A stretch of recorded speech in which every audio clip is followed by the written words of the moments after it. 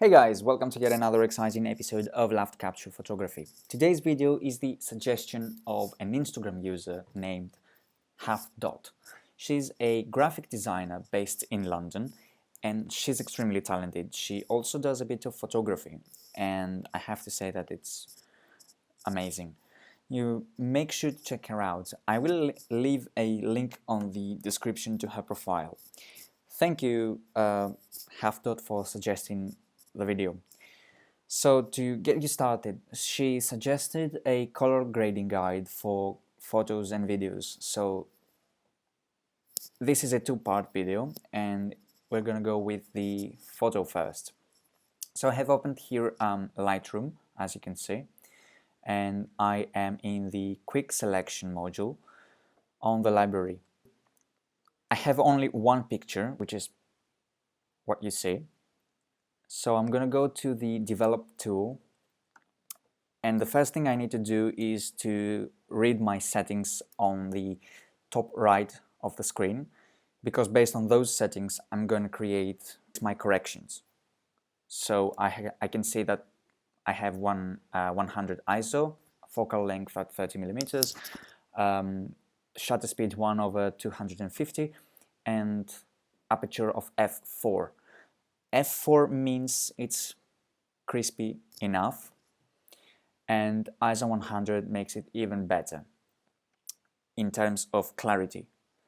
So based on those, the next thing that we need to do is to go on that little tool, and this will bring up the rule of thirds frame, which helps into calibrating and cropping and straightening our image. So as you near the bottom of the screen, you are going to see this diagonal tool, so make sure you press it and make sure you press the shift button, because with that you can keep your selection straight enough, and you can go on top and down again depending on how much of the image you want to keep. So once you're clear and sure about your selection, leave the shift button and go again on the corner of the image and slightly bring it straight. So for me this is pretty good as far as straight and cropped are concerned. So the next thing I need to do is to go to the basics panel, and I'm going to touch up a bit the exposure to 0.60.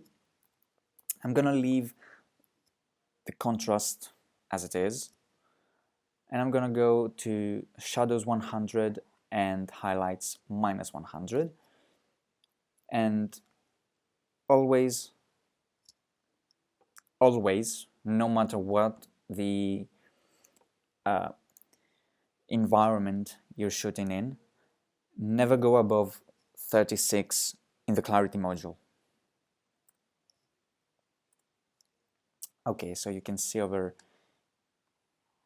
here, it's pretty good. So I'm gonna leave the whites and the blacks untouched, and I'm not gonna touch at all as well the temperature and tint. Next I have the tone curves panel, in which I have made a small note so I can keep up the settings. So highlights are going to go to -67,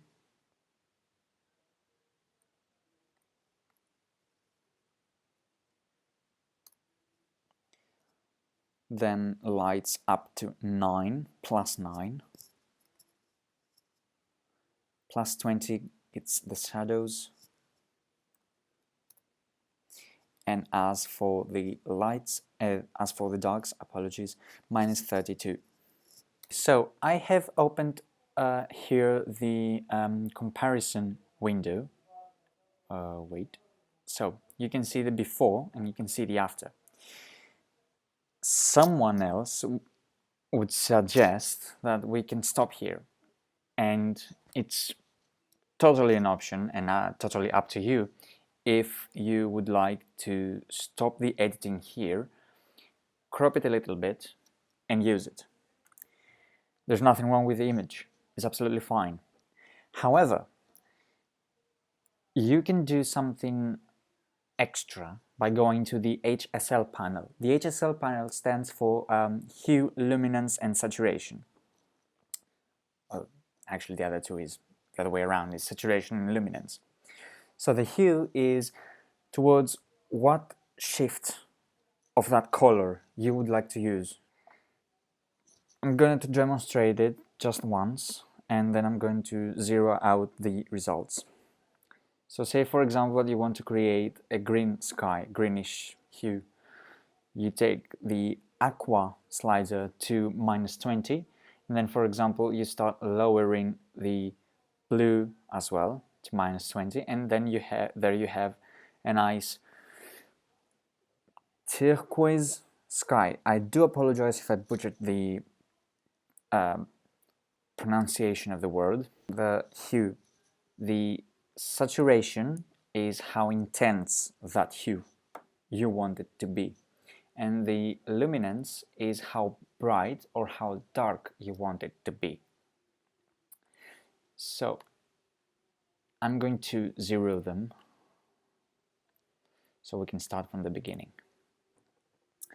Also, when I'm editing, I'm always using my tablet and my pen because using the pen is more accurate on the sliders rather than using the mouse or just by clicking. You could click the numbers, but you know it would take much more of your time. I'm gonna go to the hues panel now and I'm going to add on the red ones 58, no 50, I do apologize.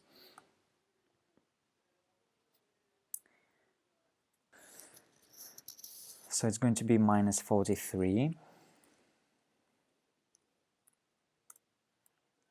and then -38, 45 and then -38,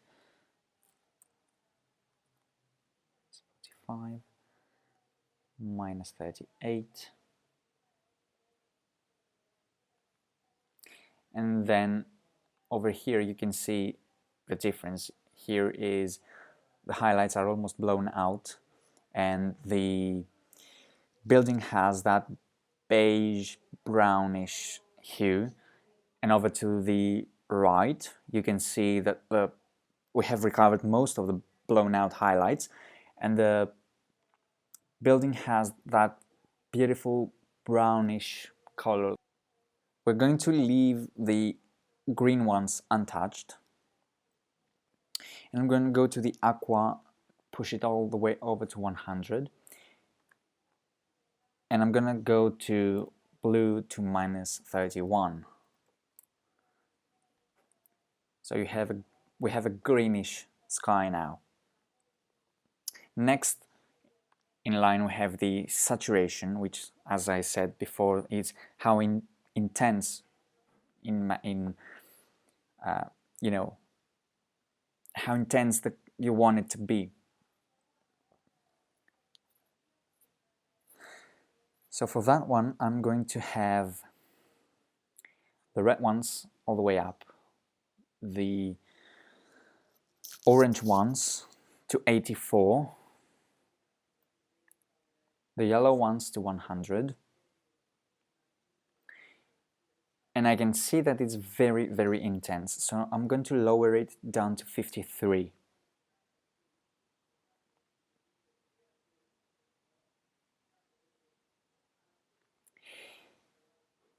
A side note on that, when you're working with the sliders, if you're going one number up or one number down or two numbers up and two numbers down, it would make a slight change.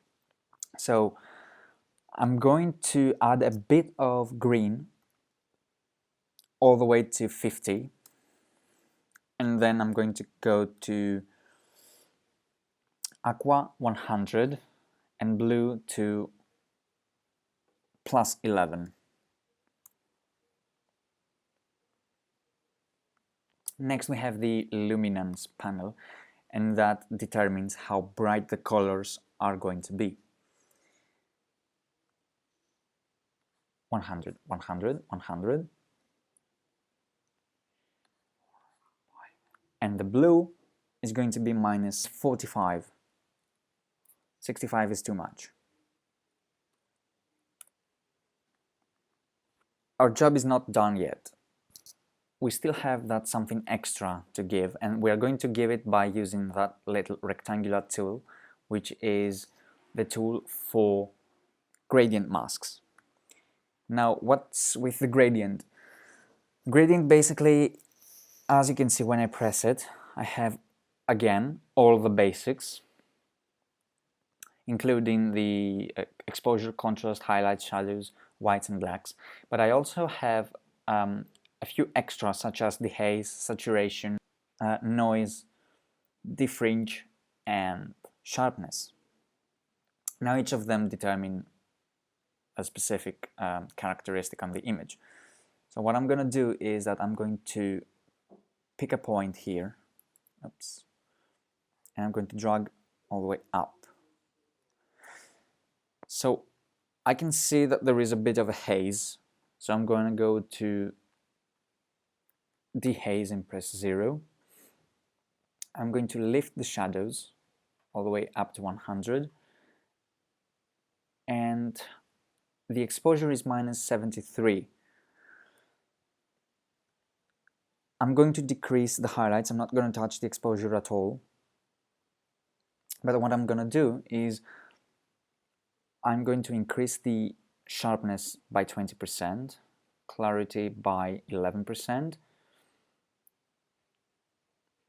and that one here I'm going to make it minus 100. I don't exactly know how to pronounce the word, so I'm not going to make the try. And now next in line we have the temperature and tint. If you remember, we didn't touch any of those two in the beginning. So I'm going to bring the temperature all the way up to, say, 38. And I'm going to bring the tint all the way to 20.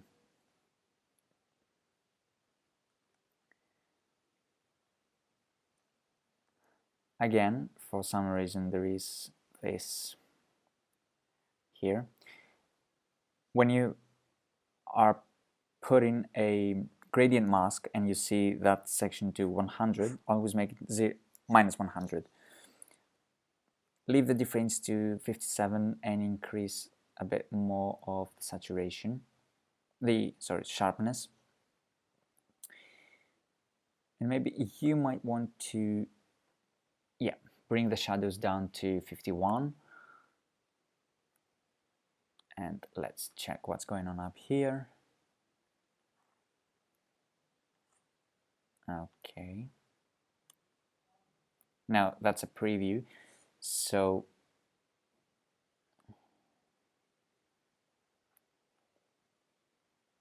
let's bring it down. All right.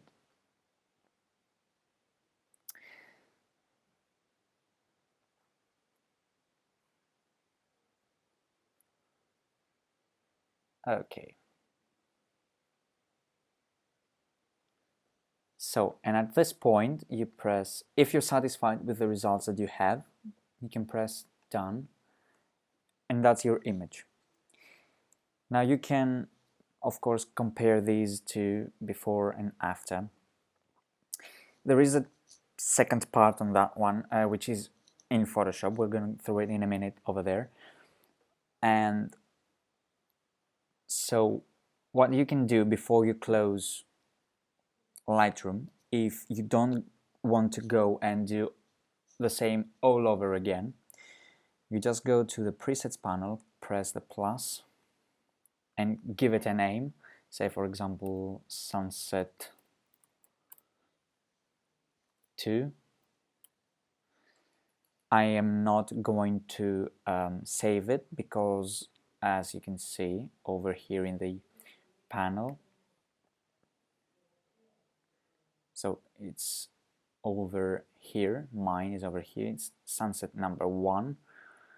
But the main reason, if you want to save all these changes, including the gradient masks you have, you're going to go here and make sure you have graduated filters and radial filters pressed. And then from that you can give it a name, as we said before, sunset and a number, or just sunset, or whatever you would like, and press create, and then that would immediately show up down here in the user preset section.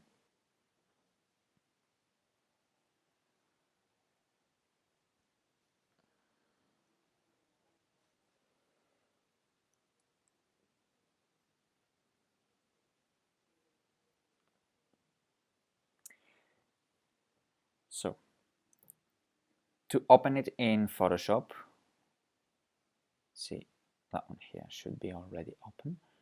Alright, so go back to Lightroom and press Command E, which in Windows would be Control E, to edit, to give the computer the command to edit it with another software other than Lightroom.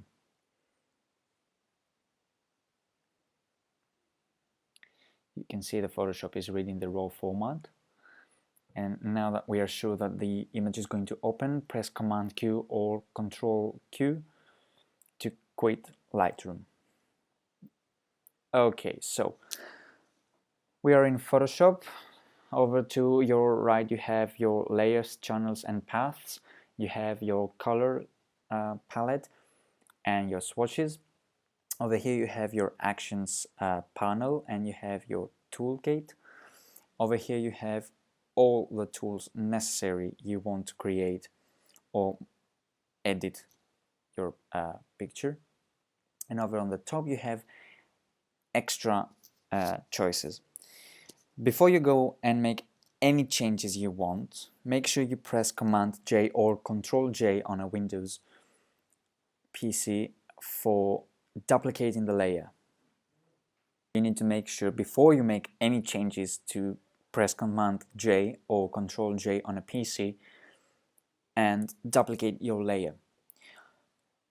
Then you can press, you can select the layer, and then you can press Command minus or Command plus if you want to zoom in or zoom out of your image. I'm gonna zoom out for obvious reasons. And the first thing I want to do is to play with the curves. Control M or Command M is your hotkey for using the curves. So I'm going to darken it a bit, and then I'm going to add up a bit of brightness. Now, if you want to add a bit of a vintagey look, you might want to go all the way down to the diagonal line and bring that line all the way to the top, and then you can see it gives that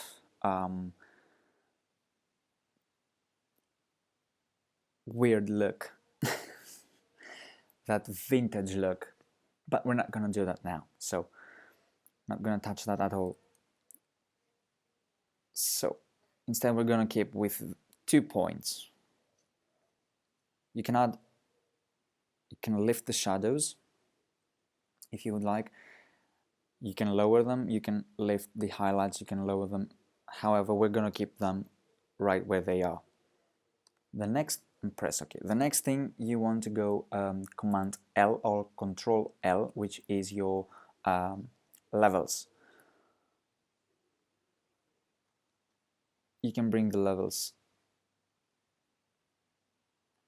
up and over there and press OK. So the levels are affecting the complete image, just like the shadows.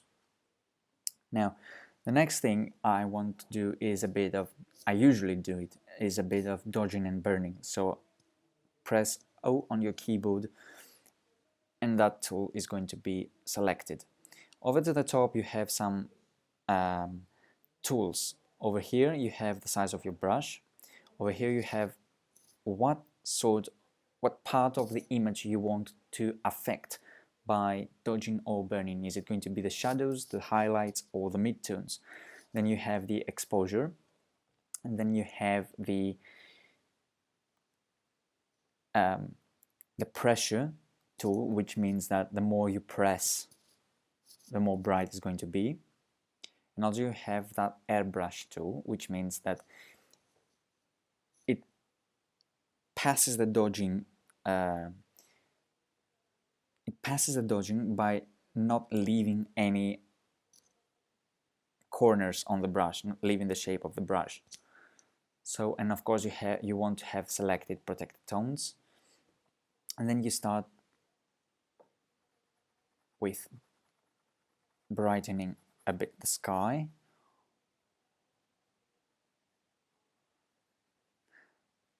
I am going to speed that up a bit so you don't have to wait. I am going to unzoom a bit and increase my brush, and then I'm going to do all over the image. Bear in mind this is mid-tones we have selected. Okay, right. And then the next thing we need to do is go a bit to the shadows, zoom slightly in, and take that. Take the brush and brush over here and here. And then you can burn, and of course what we need to burn is the road.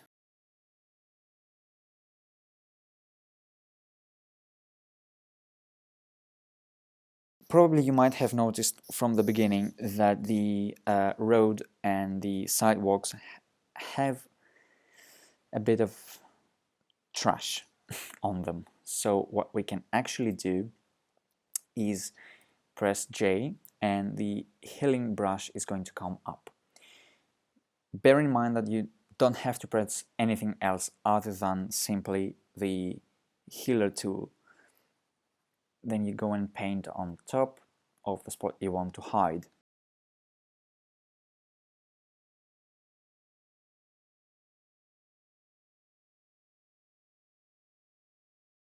Okay, now that we can say, you can enlarge the brush if you would like, and that would take a bit more of the space. I can say that we are pretty good right now. Now if you want to fix, if you can see on the left side of the photo, if you have noticed that, there is this kind of thing, kind of dirty little thing on the sidewalk. You can press the S for the stamp tool, and then on your keyboard go to where you want to pick the color and press Alt and start painting over. Bear in mind that if you select something that you don't wish, you press Command Z.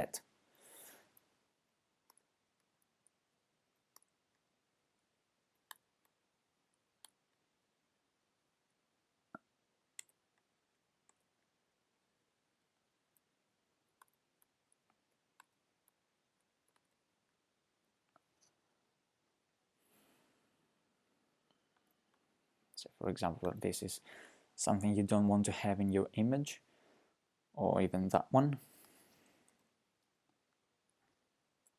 And bear in mind that it requires delicate moves when you are on the edge of certain things. Say for example that you don't want to go over the edge of the sidewalk, because you know if you paint, you're going to affect the other part of the image. So make sure you avoid that.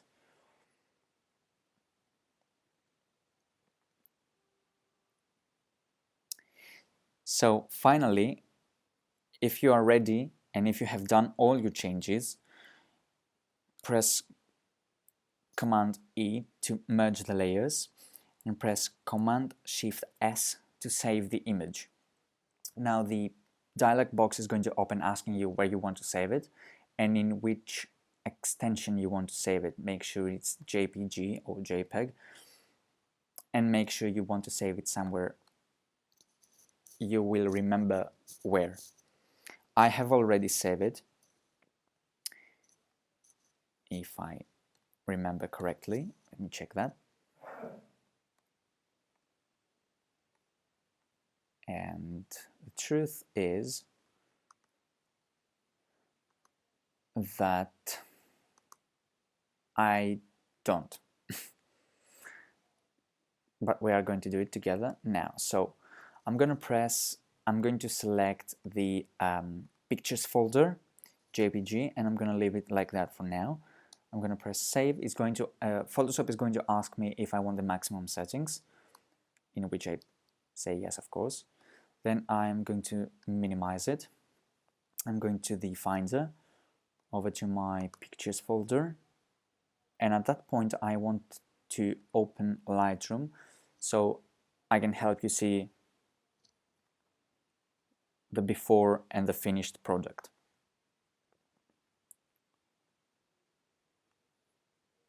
So here is the image pre-photoshopped. Photoshop is not Photoshop, there's minor changes on that. So we're going to press reset for the sake of comparison, and I'm going to open that one. And as you can see, here is the before and here's the after. Anyway guys, I hope you enjoyed it. There is a second part which is about the video, which is going to be probably in the next few weeks recorded. Make sure you check Half Dot, and any comment is welcome, because I know this video is probably not that good, not at least as much as I wanted it to be. So stay tuned, till next time.